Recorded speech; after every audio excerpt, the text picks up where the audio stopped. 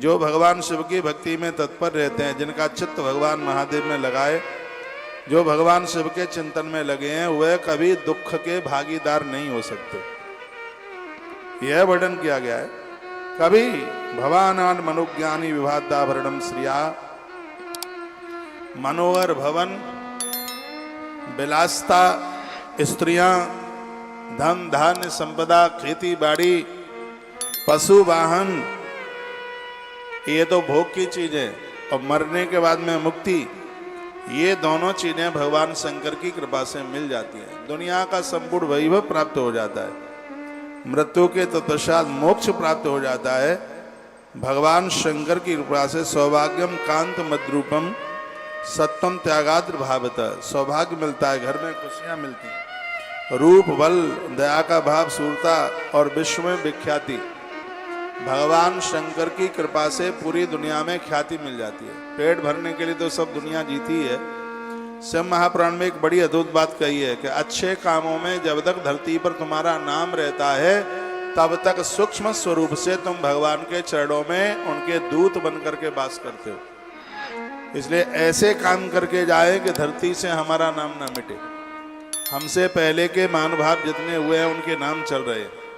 जब तक मृत्यु लोक में उनके नाम रहेंगे, तब तक वो एक शरीर से सूक्ष्म रूप से वह भगवान के चरणों में रहेंगे।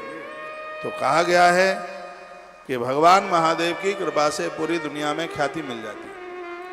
आप बहुत देवी देवताओं को पूजते हैं, मेरे निवेदन पर अपने घर में भी भगवान शंकर की पिंडी रखिए, नर्मदेश्वर रखिए,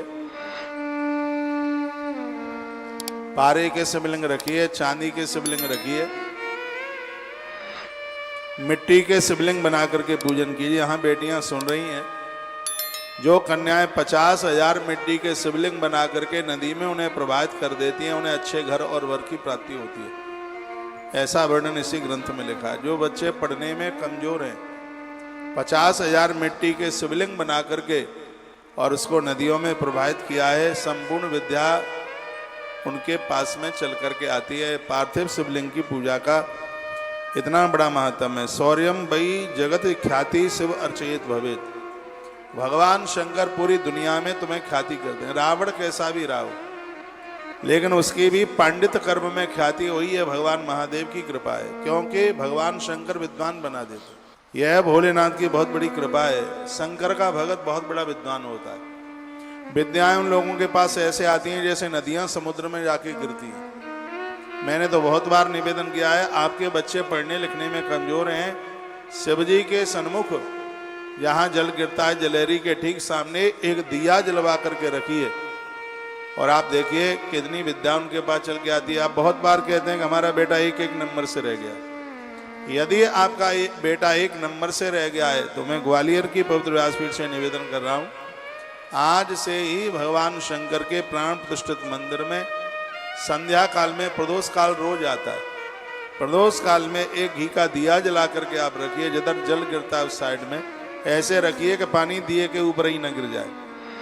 फिर आप देखिए कि कैसे सफलता मिलती है। हम लोगों ने तो बड़े अनुभव के साथ में है देखा है, लोगों के काम बन रहे हैं। इसलिए जो अपना कल्याण चाहते हैं, उन्हें भगवान शंकर में मन लगा करके आराधना करनी ही चाहिए। आप अपने मंदिर में तमाम पूजा देवताओं की करते हैं, सबसे पहले गणेश जी की पूजा कीजिए और सबके बाद में भगवान महादेव की पूजा कीजिए। महादेव की पूजा के बाद में तो फिर सीधे आरती ही होनी चाहिए। सबके तत्पश्चात भगवान शंकर की पूजा होती है।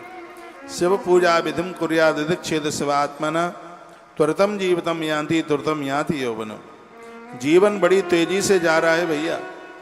ग्रंथ कहता है बचपना निकल गया, जवानी भी निकल गई, बुढ़ापा आ गया और बुढ़ापा भी निकल जाएगा। यौवन शीघ्रता से बीता जा रहा है और रोग तीव्र गति से निकट आ रहे हैं। इसलिए सभी को पिनाक पाणी महादेव की पूजा में अपना मन लगा देना चाहिए। लिखा है जब तक मृत्यु आती है तब तक तो आपके द्वारा करोड़ों पंचाक्षर मंत्र का जप हो जाए, लाखों में नहीं करोड़ों में।